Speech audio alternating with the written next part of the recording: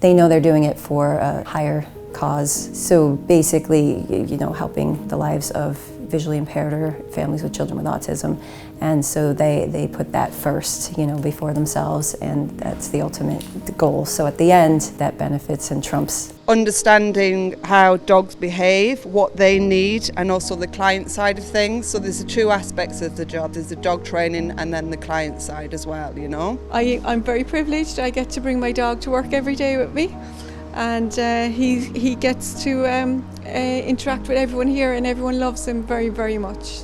People who are puppy racing, they wanted to travel for the weekend, and what do they do with the dog? There's other volunteers that will take the dog when the puppy racer and their family are traveling.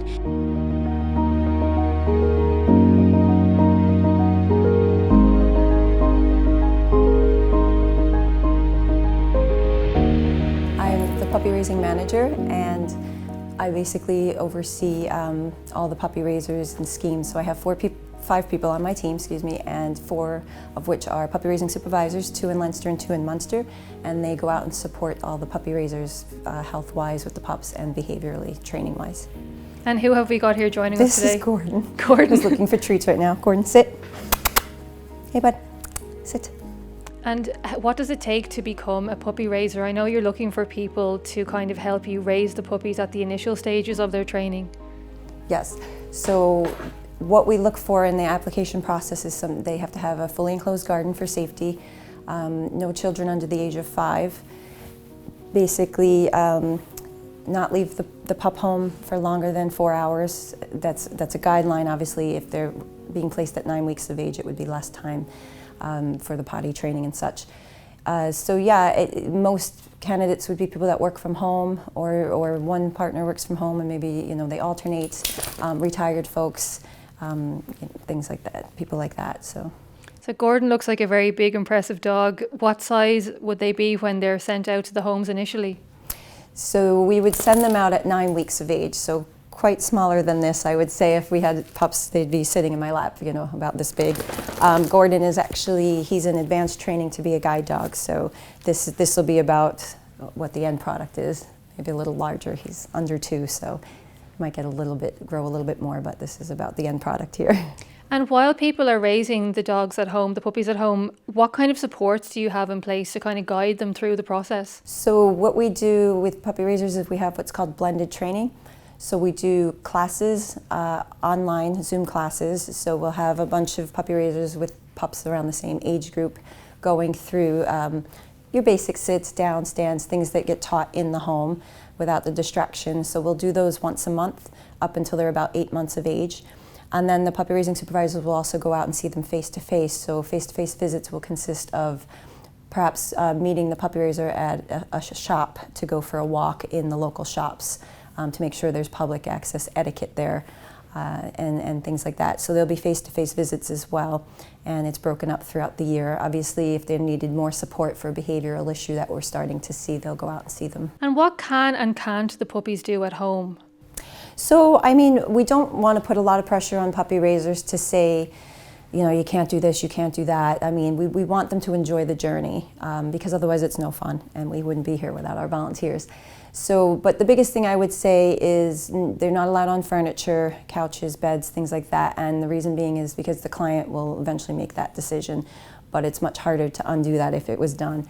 The other thing would be just because we do breed retrievers, is like ball play, constant throwing a ball, retrieving, bringing it back, because that'll get ingrained into them. So they can play, but we ask them to play with items that are not, that don't mimic a ball. So say like a Kong or something that bounces around, not your everyday ball. It'd be other items, enrichment items that we would use. And how long would the puppy usually live with the family?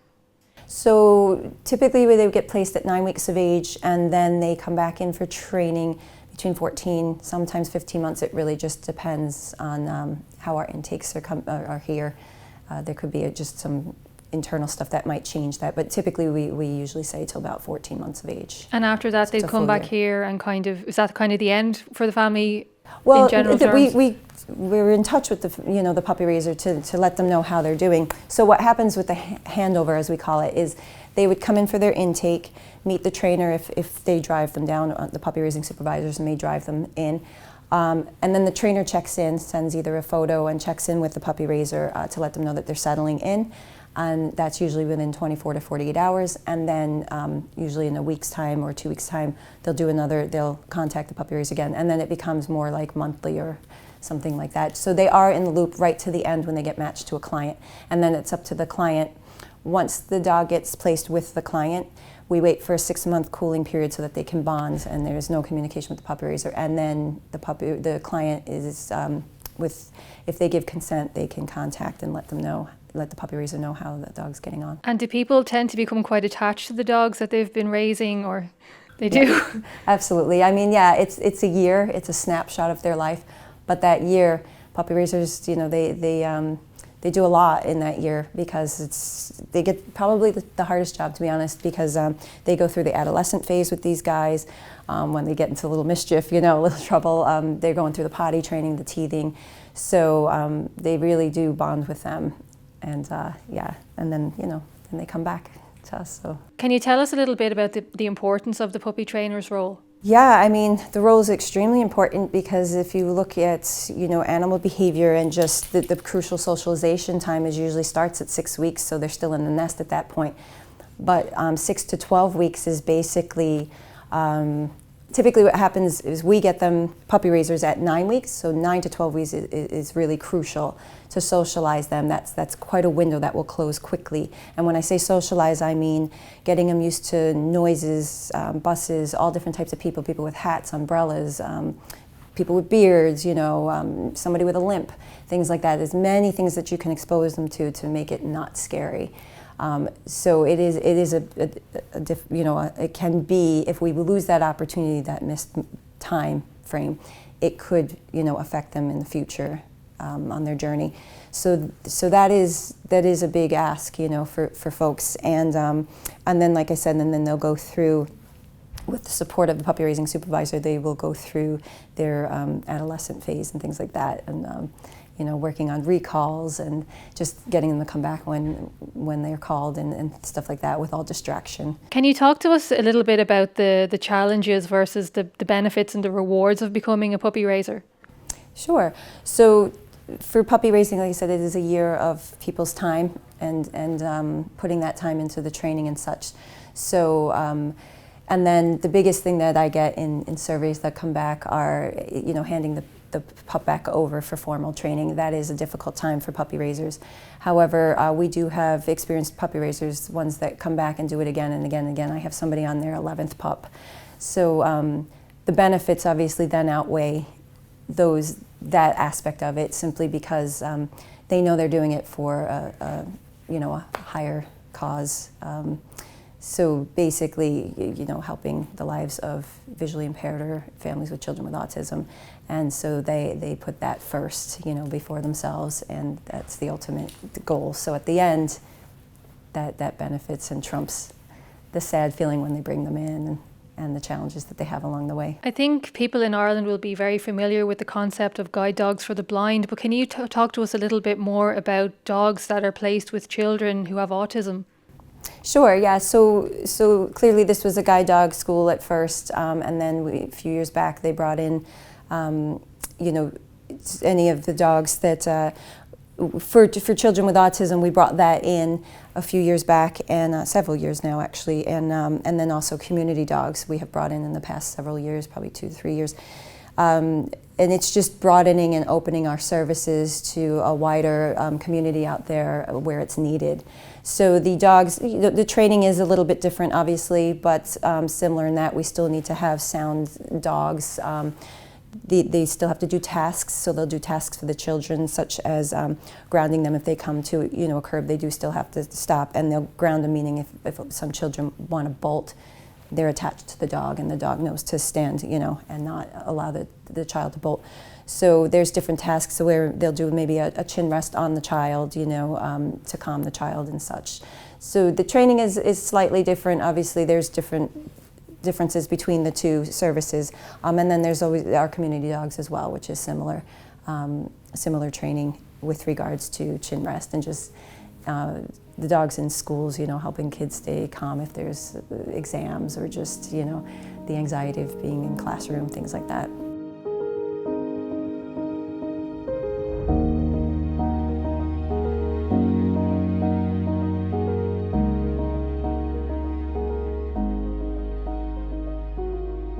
So this is Heidi. Heidi is 2 in September.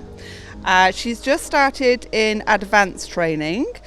She's going on a matching visit next Tuesday, and hopefully that will be a match with a client that is suited with both her speed and her compatibility, as in her temperament, the way that she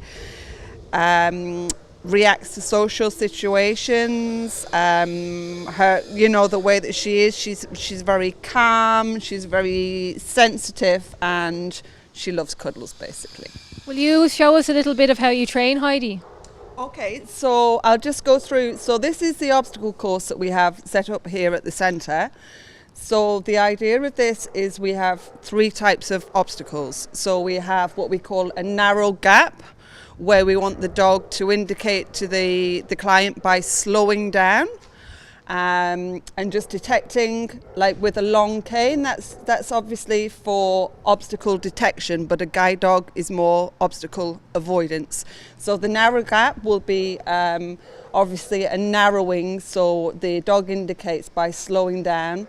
Then we'll have something that we call a trap, which is like a U shape, and the dog has to find its way out of a situation. And then the third type of obstacle is an off-curb obstacle. Basically, the dog has to come off the pavement and indicate to the client where to come back on the pavement and spend the shortest amount of time in the road as possible to keep them safe. Ali, can you tell us a little bit about what inspired you to become an instructor?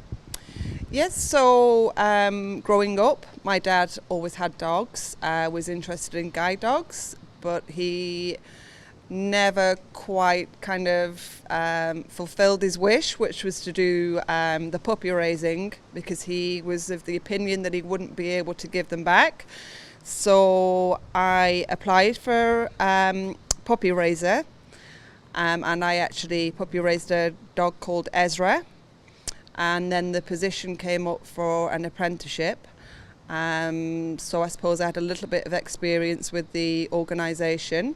And I started that role 4 years ago and then qualified as an instructor last May. What are some of the main challenges of the job? It's a little bit, you just have to get the match right, really, and you never quite stop learning. You're always constantly learning. One of our previous managers had the role for 40 years and he would have told you the same thing. Something that looks great on paper might not necessarily work, but then something that doesn't look good on paper, they could do a matching walk and it's just magic kind of thing, you know. So I suppose just understanding how dogs behave, what they need, and also the client side of things. So there's the 2 aspects of the job. There's the dog training and then the client side as well, you know. What kind of transformations would you have seen of the right dog being matched to the right client? Like, what kind of effect does it have on people's lives? I suppose it's not just the independence, it's the confidence in that person and the confidence in the dog as well. They always say it takes about a year for a new partnership to just establish, but you can really see, especially people that maybe it's their first guide dog, they leave here on a bit of a high because they've obviously had that full-time kind of interaction with the dog and it's all about the dog. This is why we bring them to the centre, so they can just focus on that. Then they get home and then you might start seeing a few teething problems, but we do the post-class visits and we go through all that with them and kind of hold a hand through all that. And then you might go back 6 months later and you can really see the transformation in their confidence and the dog's confidence, and that's lovely to see as well.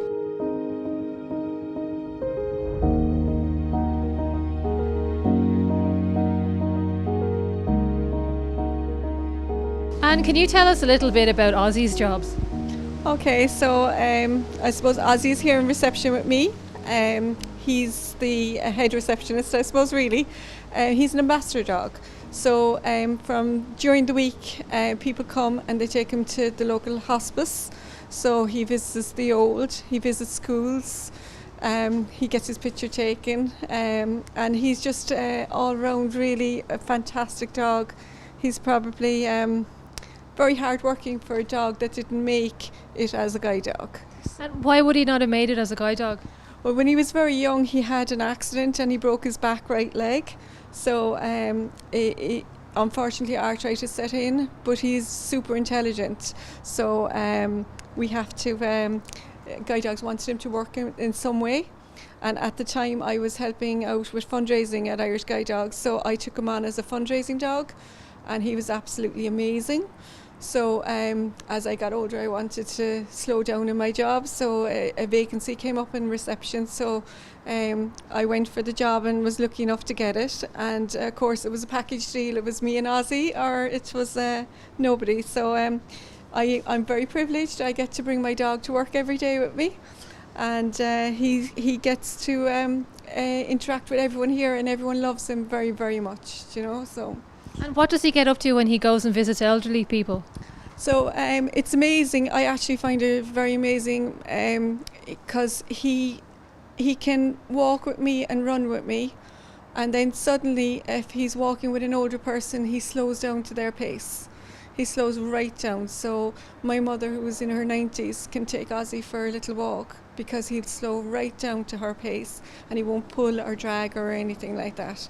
So they all want to feed him, but he's a bit of personality. He's very quiet here now, but he has a fierce personality in that he likes to bark. He likes attention, so he will bark if you stop rubbing him or anything like that. And old people will tell you all their stories then about their dog when they had a dog as well. So it's lovely for them to get to visit.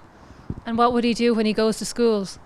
When he goes to schools, he'll just interact with the children, and we give a little presentation on Irish Guide Dogs, and he then would, he's been doing it for so long, he knows when the end of the presentation is coming. He'll get up and he'll get ready to go as soon as it's there. But the kids just love to pet him and love to cuddle him.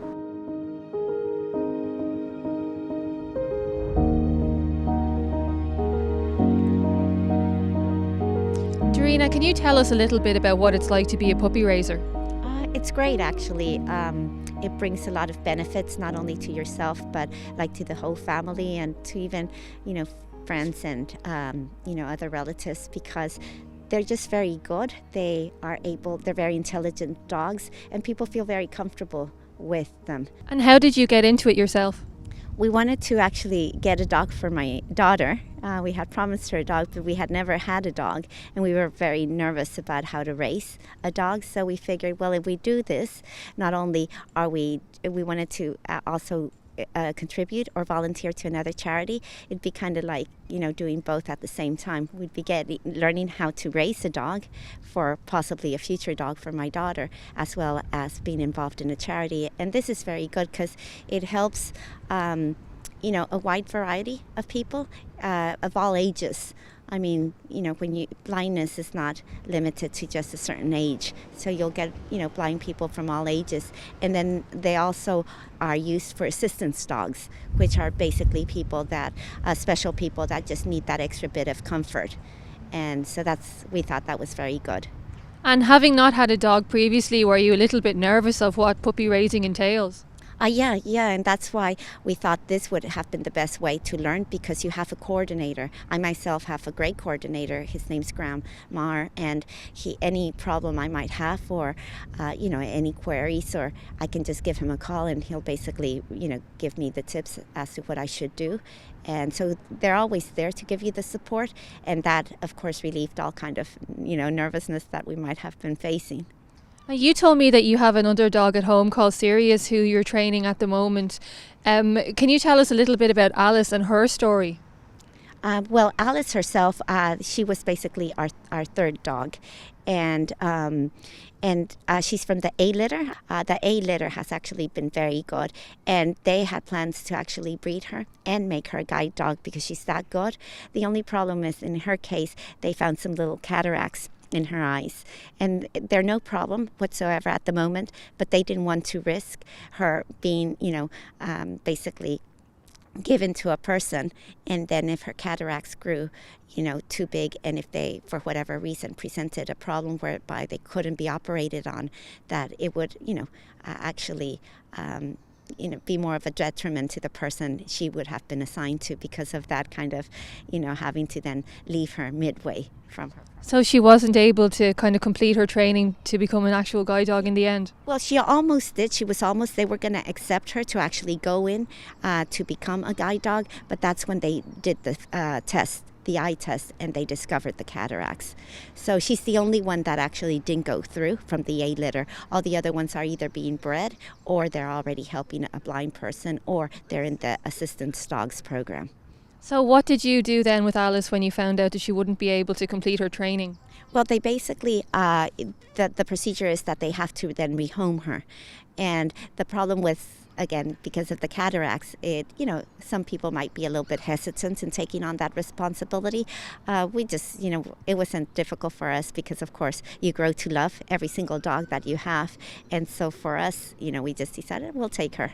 And so, but because they didn't also want to waste the fact that she is such a good dog in terms of obedience, and they decided to make her an ambassador dog. So that entails going to several events during the year, just to raise awareness that, hey, look, there's this charity, and if you are looking to donate money to any charity, keep us in mind, kind of thing. And she does raise a lot of awareness, because we live here in the city center, and so a lot of people get exposed to her, because I do continue to take her and kind of continue the training with her. So when I get another dog, she can act as a teacher for the new puppies. And how do people react when they see Alice, like when they see her in her bib that says ambassador dog? I have to say the people here in Ireland are very, very good, because many don't know there's a difference between a puppy in training and an ambassador dog.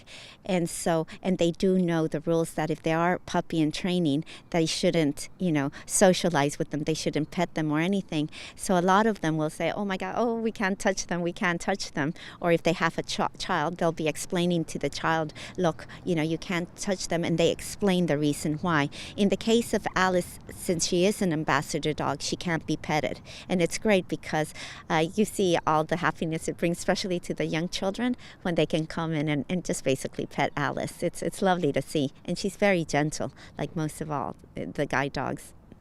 Would you have any advice for anyone who would like to become a puppy raiser? I would say that they should go onto the website and probably look at the webinar, and it basically details the responsibilities and the time that is required, and also a lot of the support that's there if you do want to become a puppy raiser.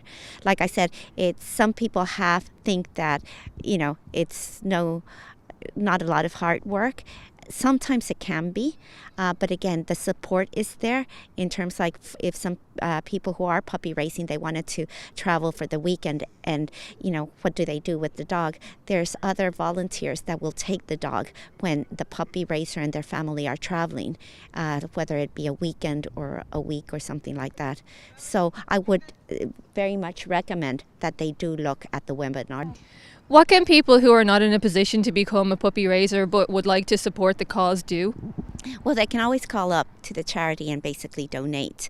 And other ways that can also help us, if they can't do it full time, they can volunteer to take the dog like for a weekend or for a week, if the family who is puppy racing goes on trips. So please don't hesitate, if you are looking into donating. The Irish guide dogs would be very appreciative of any help that we could get. How much does it cost to train a guide dog fully? It would be approximately $53,000, and that would be, during the years of service as well. When a person needs a guide dog, it is a charity. Basically, the dog is given to them for free. And in terms of keeping, if the dog gets sick or anything, it's the Irish guide dogs who are responsible for that expense. So it can be very, very expensive. And because of that, like I said, any donations, any support is always very much appreciated. And if anyone was interested in becoming a puppy raiser, how would they apply? So basically the first thing to do is you could go on our website and there's an application. Once the application comes into us, then we ask them to sign up for a webinar, because the webinar is informational. It's going to go over a lot of detail just to make sure they understand like what it entails. And then from there on, then there's other steps, like we'll do a garden check, a home check, things like that. We do a phone interview. We send them off some learning. We have an e-learning course with modules that we send them to kind of get them started in the right direction, let them know what kind of training we do here, positive reinforcement and such. So from there, then if they're accepted, then we basically get all the paperwork in and we let them know when we have a pup available for them. And would they be supported with things like food costs and veterinary? No, we cover everything. I would say really the only thing a puppy raiser would purchase on their own usually is the occasional plush toy or a cozy bed or a little blanket for them, things like that the families usually buy. When they come back for intake, we see stuff in the bags that normally we know they don't go out with, so it's really cute to be like, this was his favorite toy, and they bring it in to comfort them, So yeah, but otherwise we pay for veterinary bills, food, and the puppy pack, the startup.